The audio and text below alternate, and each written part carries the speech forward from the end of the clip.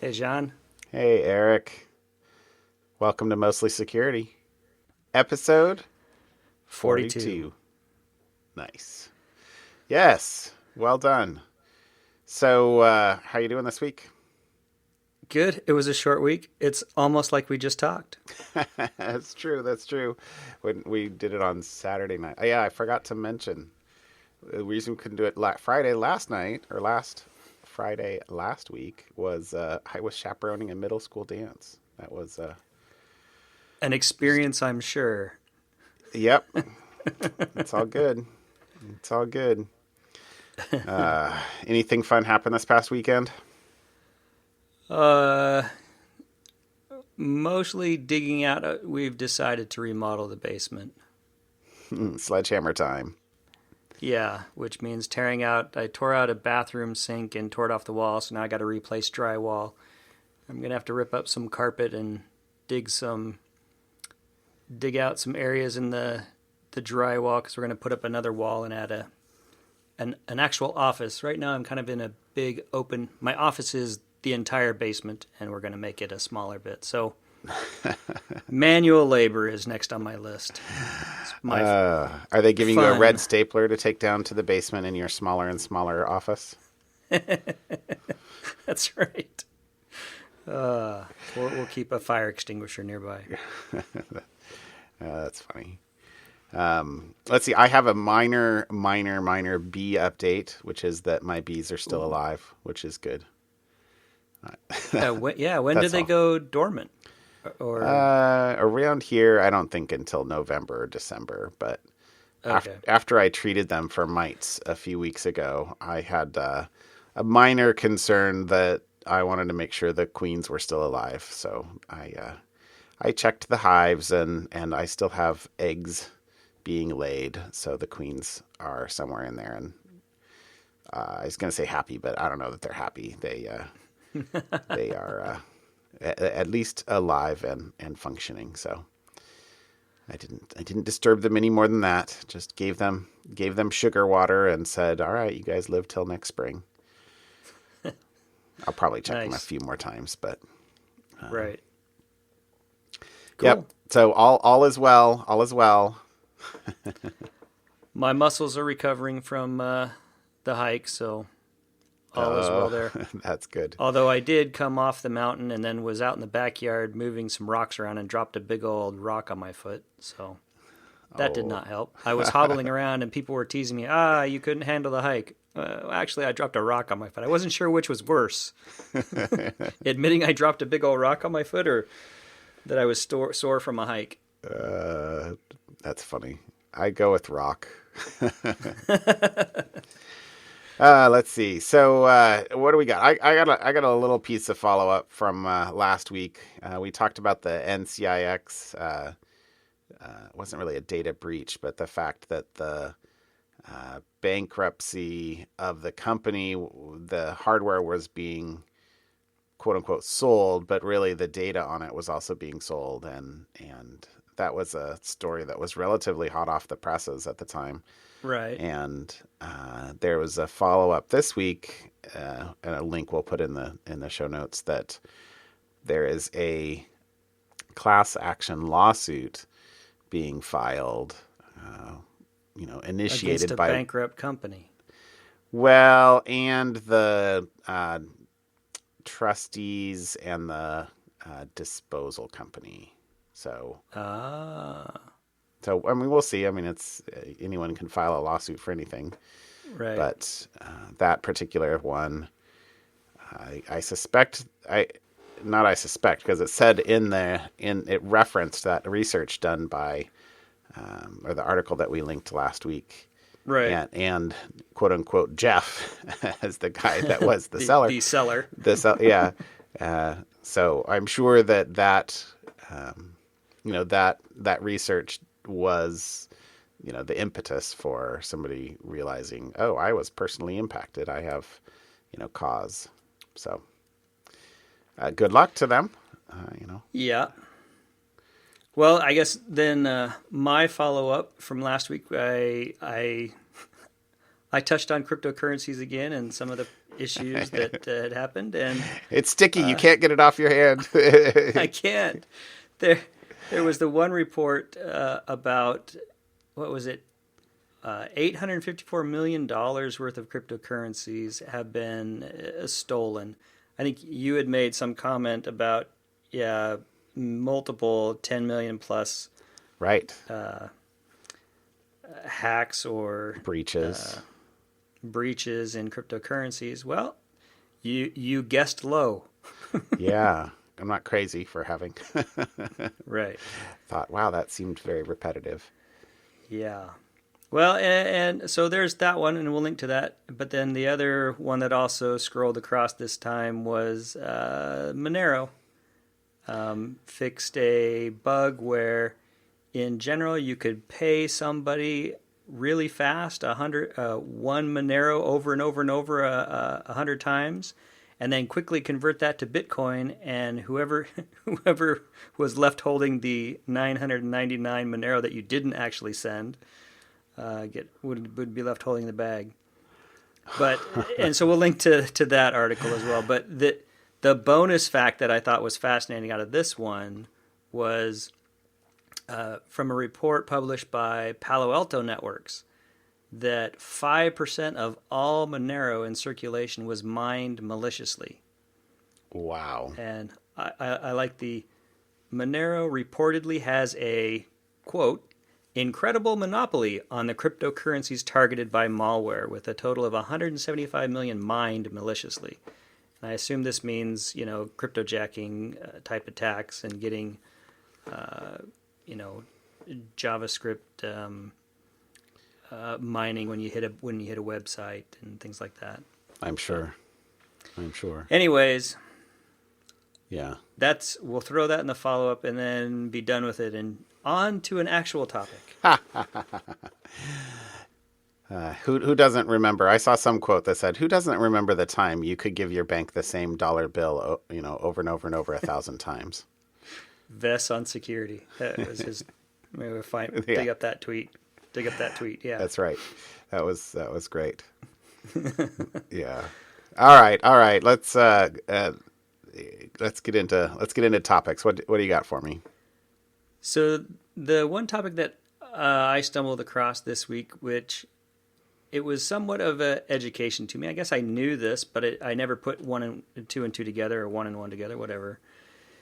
This is the Google Chrome browser, and you can log into the browser itself without logging into a website. And what logging into the browser allows you to do is store your browsing history, bookmarks, your tabs, passwords, and your autofill information, a number of other browser settings, kind of like the configuration, up in your Google account, so that if you log into a Chrome browser on a different machine, it will be able to sync all that stuff, so you'll have the same view.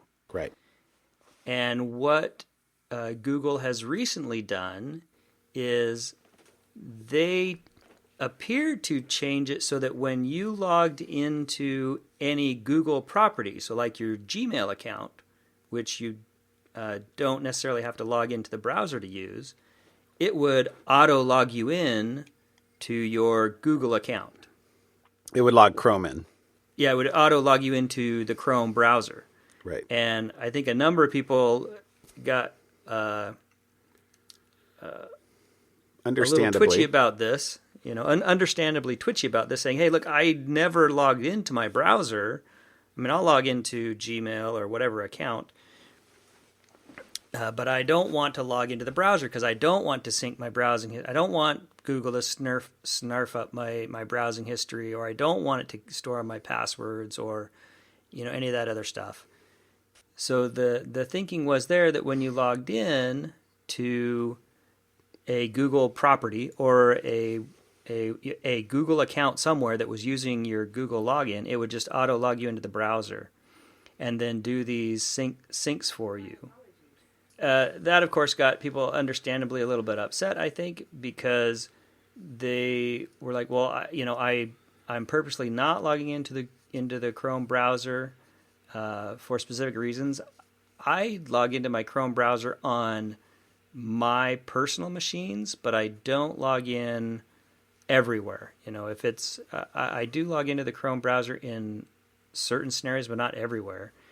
So, but Google responded, and they're going to make some fixes in Chrome 70 that's coming out, and I think they probably, well, whatever your opinion is about Google, are they, monetizing you and whatnot?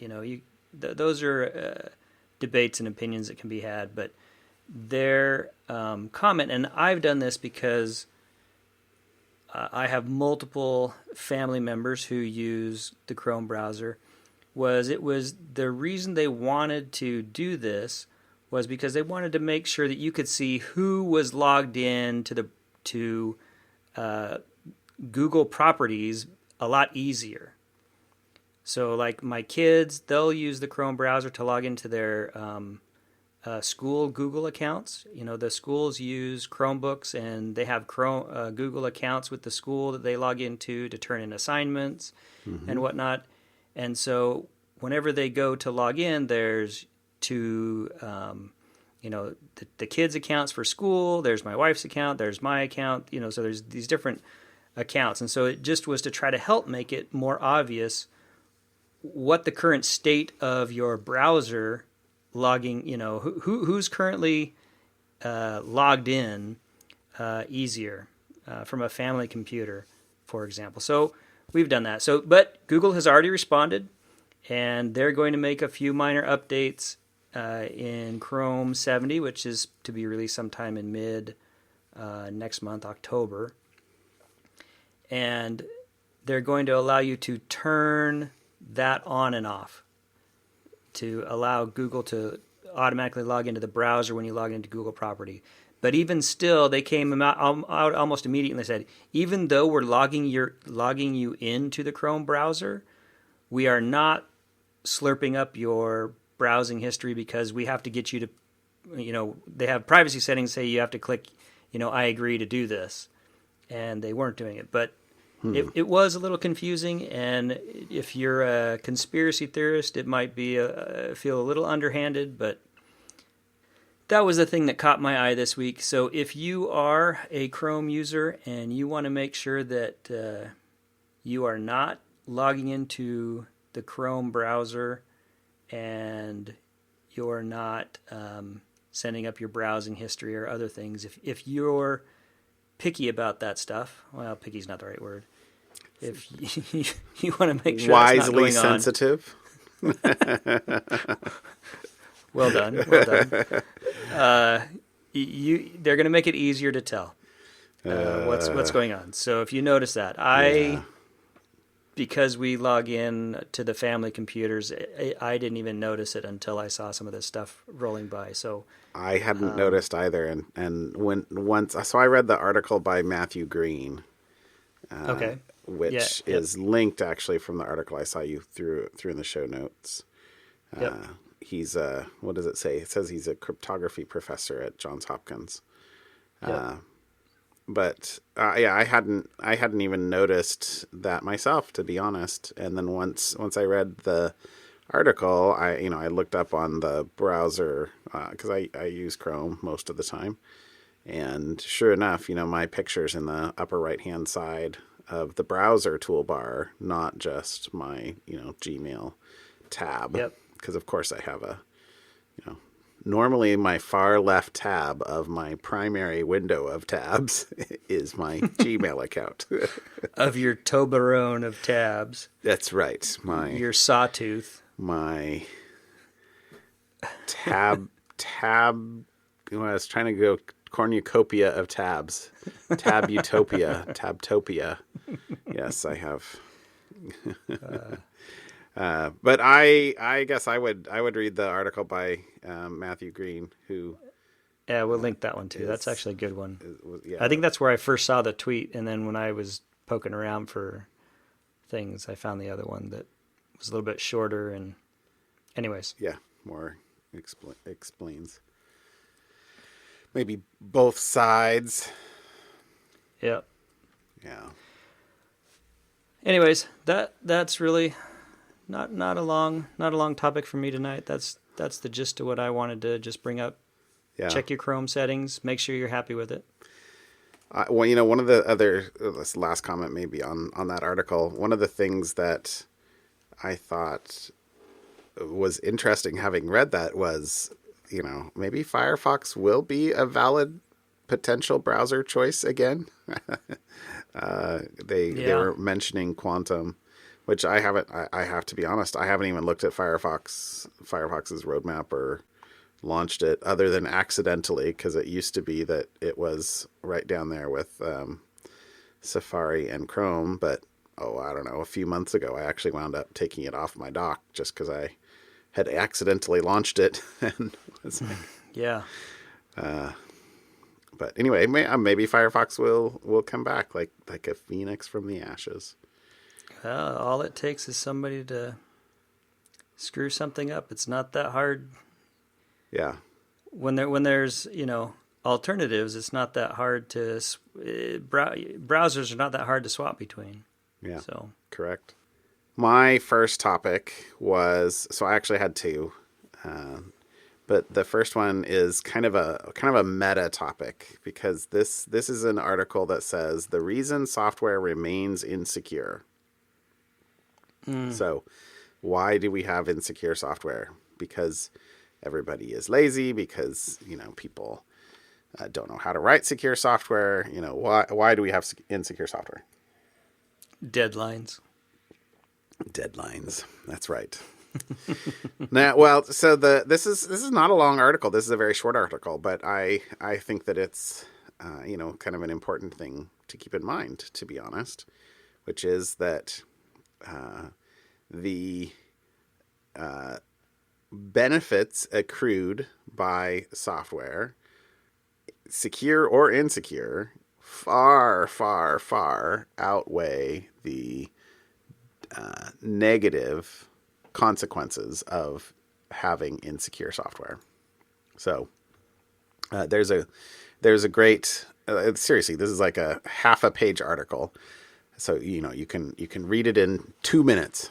But I particularly liked his chart at the top, which is a little bit hyperbolic. But so in the win-loss ledger, he says there's a whole bunch of gains that provided by software. But in the win-loss ledger, so the benefit of software to humanity is unfathomable, which is frankly true. As a software developer, I agree. People killed by bad software, basically zero. And, when you're talking about the, sum total of, what is it, 7 billion people on the planet, or are we up to 8 now? Effectively, you can, round. Times the internet has crashed, basically never. Chance of living without it, 0. Number of people helped, billions. You have to hold your pinky to your mouth, I think. And then he's like, so the bad problem, societal problems caused by bad software, annoyance, an occasional DDoS, slight profit impact, Well, okay. That's Not until quite. Yeah. That's until self-driving cars and AIs actually start doing manual labor. Right. Then some of his win-loss ledger may slide. That's the thing. That's the thing, right? I mean, that's the point is the existence of insecure software has so far helped society far more than it has harmed it. That's a quote, which is, essentially it's saying it's better to quickly build bad software, or the downsides of having rapidly built quote unquote bad software have far outweighed the downsides so far. But that will change, right? At some point in time. Yep. And you mentioned self-driving cars and what happens when those start, if there are accidents one of the points is that, when we start having complete and actually, I'll just read this paragraph as a quote. When we start having complete and long-lasting internet outages, companies being knocked offline for days or weeks, and going out of business, and most importantly, large numbers of people dying, then we'll see a serious push for secure software. But not until then, essentially. Which, yeah, it's kind of depressing to think about in some aspects or in some respects. But, at the end of the day, I am a pretty big believer in, capitalism as a theory, and that the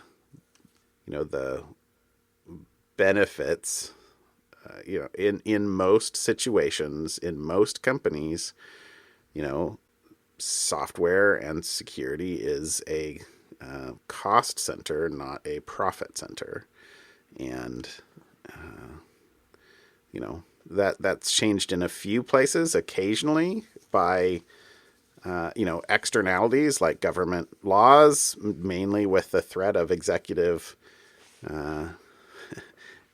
internment in prison. But when those laws aren't enforced, their deterrence effect certainly wanes.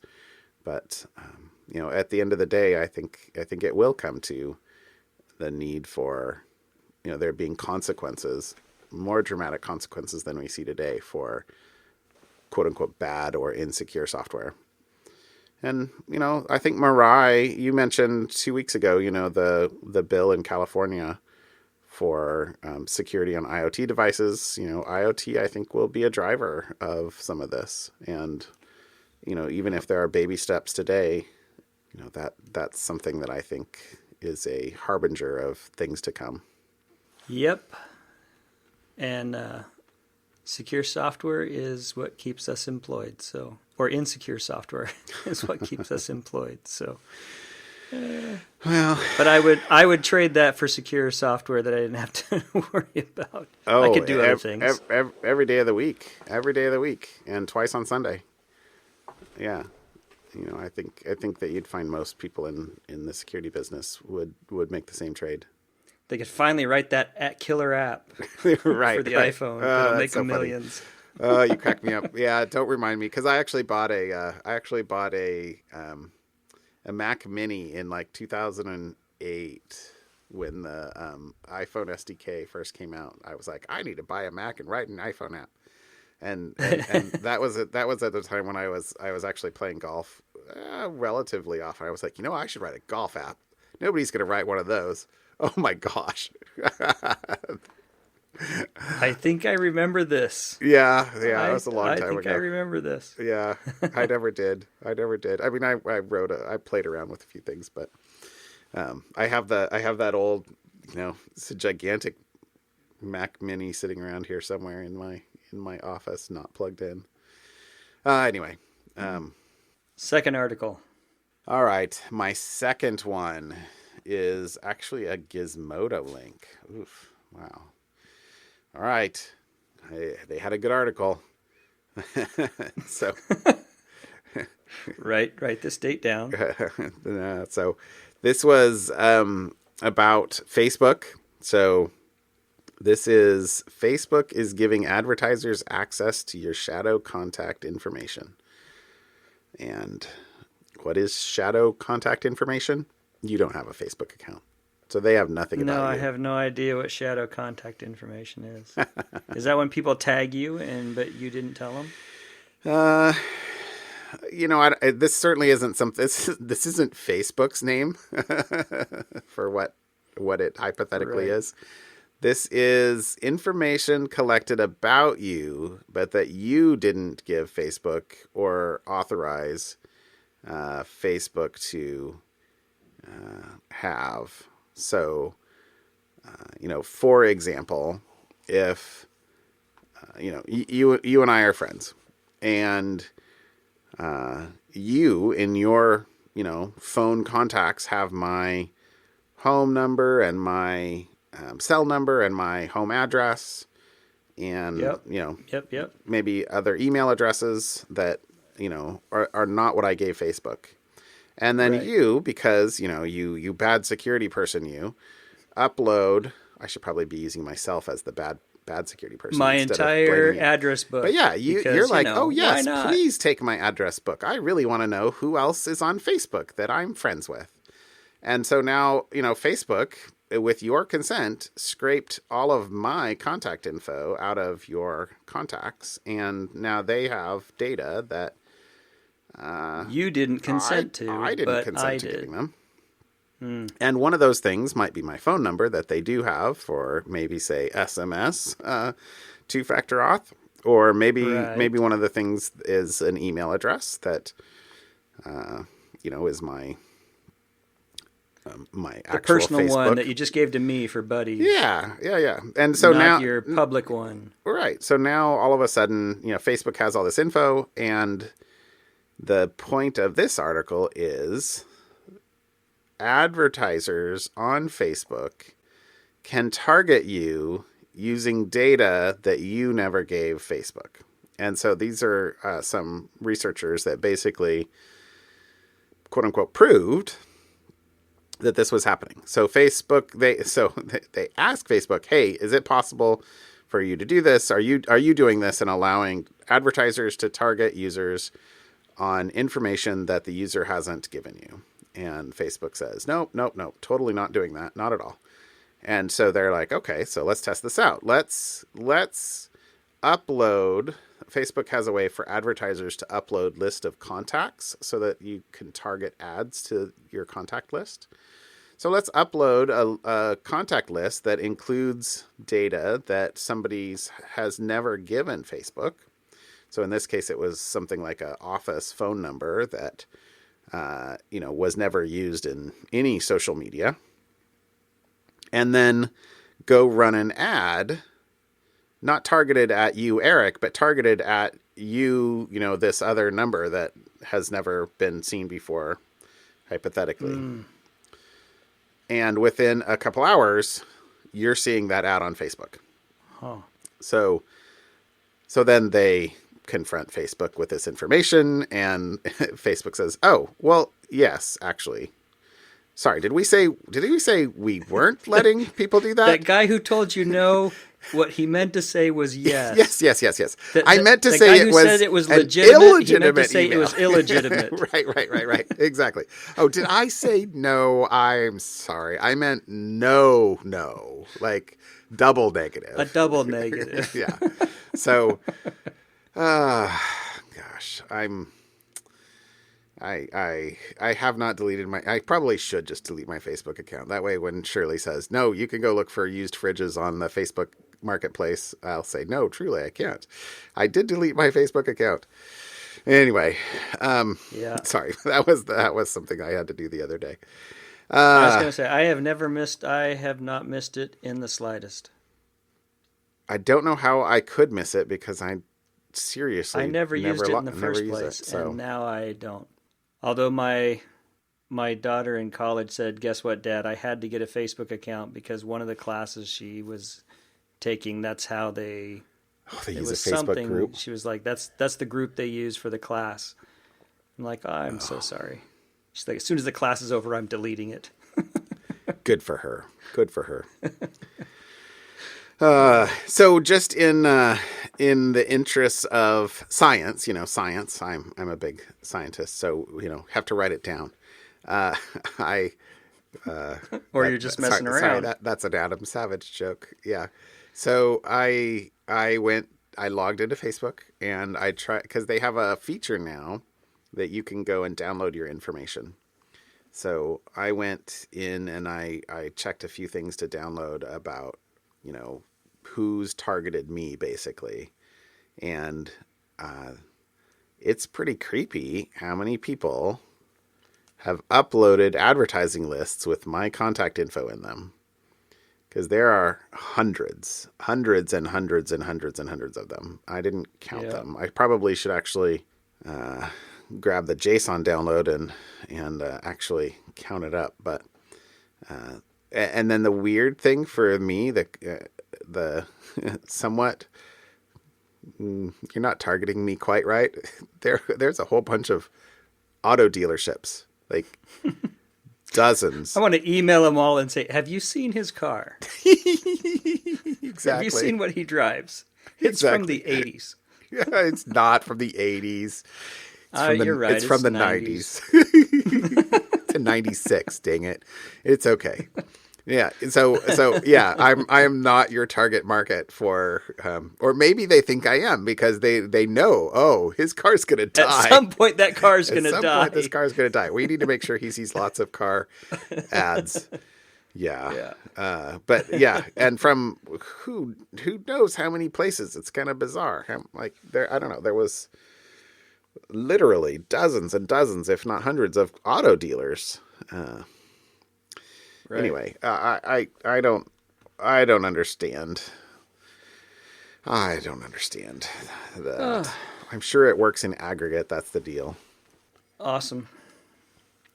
But yeah, well, all right. Facebook's got and sorry, we shouldn't single out Facebook because Google has the same stuff.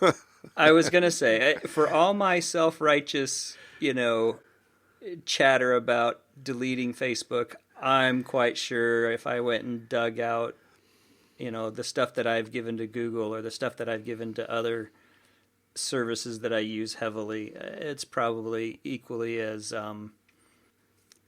egregious. Yes. Yeah.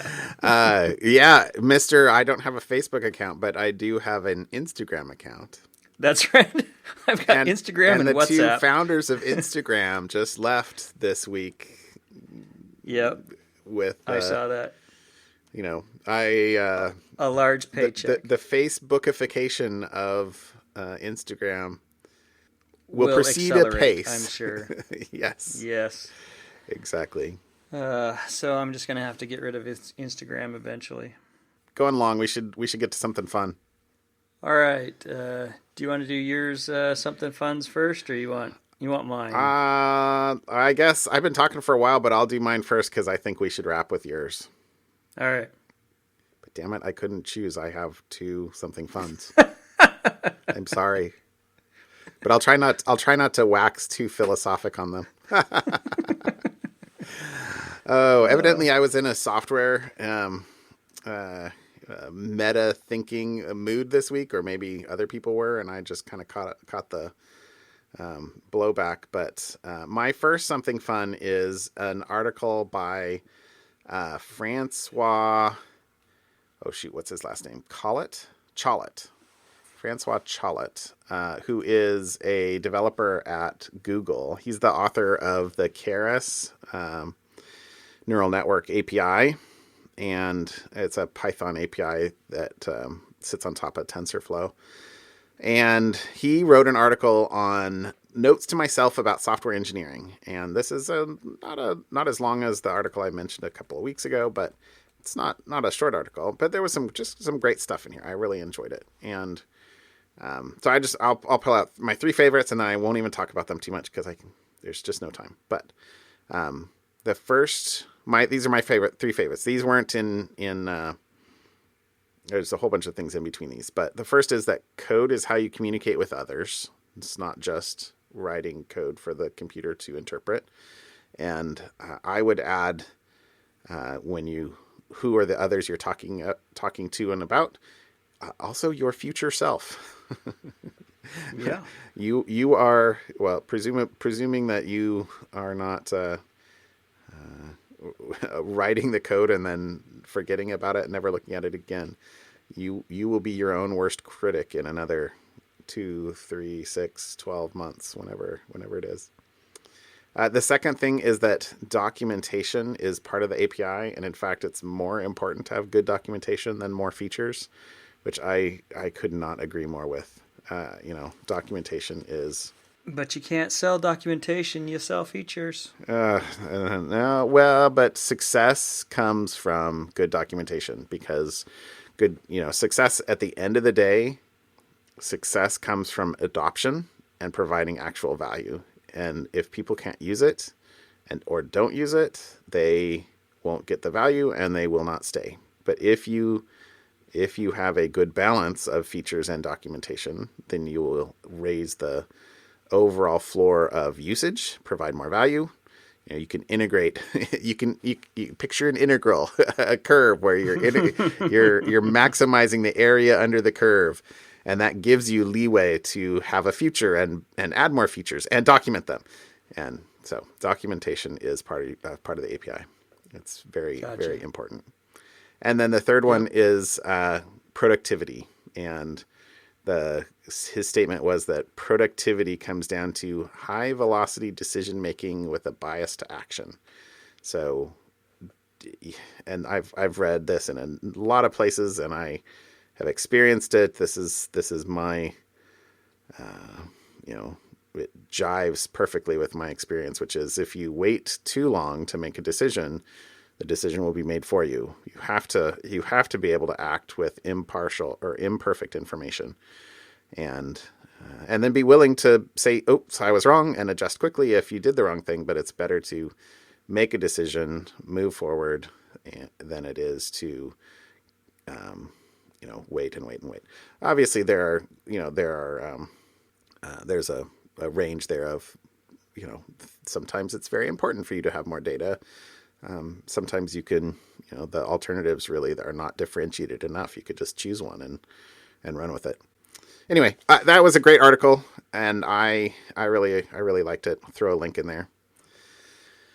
And then my second fun thing, which I couldn't not put this in, even though I haven't used it. It's another one of those things, but Microsoft at their conference this week released Azure Functions 2.0.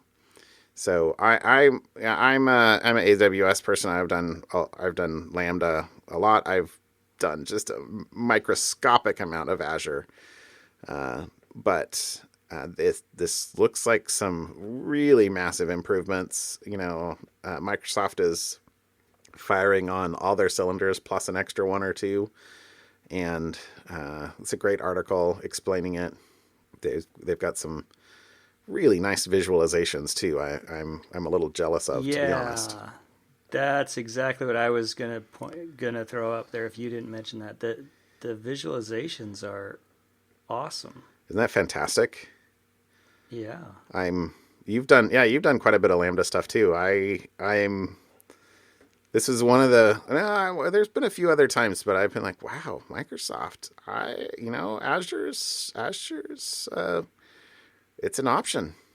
So this was the second thing I couldn't help but say it, because obviously serverless is one of my, quote unquote loves.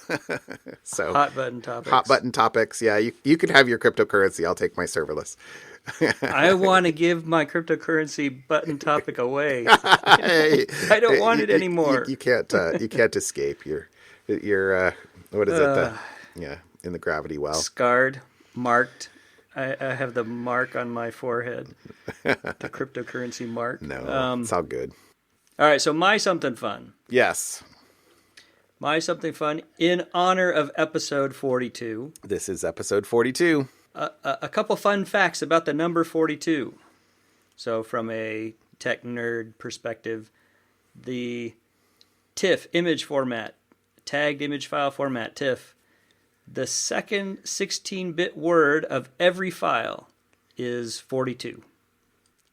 And it's arbitrary but carefully chosen number to help identify it as a TIFF file. So, a lot of image formats have a tag at the beginning to tell what type it is. It's 42. I did not know that. The password expiration policy for a Microsoft Windows domain defaults to 42 days. I did not know that either. Also a fun fact. And the ASCII code 42 is for the asterisk symbol. And what is an asterisk symbol in programming? It's usually a wildcard or a pointer for everything. So wait a second. Didn't the ASCII codes predate Douglas Adams? Oh, you hit my punchline before the punchline. Oh, I did? Oh, I'm sorry. But yes, it did. That's what I'm saying. All right. And then 4.2 is the maximum safe voltage for most lithium-ion batteries. A couple other numbers of 42. I'm a big baseball fan. 42 is the jersey number of Jackie Robinson, which is the only number that's been retired by all Major League Baseball teams. So Wow. I'll just throw that one out as a baseball fan. And then, of course, to hit the computer nerd sweet spot, 42, as we both know, is the answer to the ultimate question of life, the universe, and everything. It is indeed. The Hitchhiker's Guide to the Galaxy, Douglas Adams.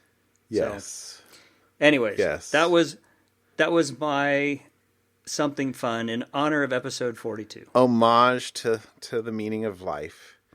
Okay, but That's right. I gotta go look. I mean, did Douglas Adams choose 42 because it was an asterisk? Is it random, or did the asterisk come after? Did the ASCII code table come after? I gotta look that up. So I did watch the Hitchhiker Guide to the Galaxy with my kids this summer. Maybe a month and a half ago. It was before school started back up, and Shirley stepped into the room at one point in time and was like, "What is this movie?" And I was like, "Oh, it's Hitchhiker's Guide." She's like, "Oh, okay, that explains it." She's read the books too a long time ago, but Right. yeah. Anyway, Fun to stuff. build a hyperspace bypass. That's right. It's been on display. You didn't file a complaint, a motion. Call it a wrap. Yep. Have a good night, John. All right. Bye. Bye.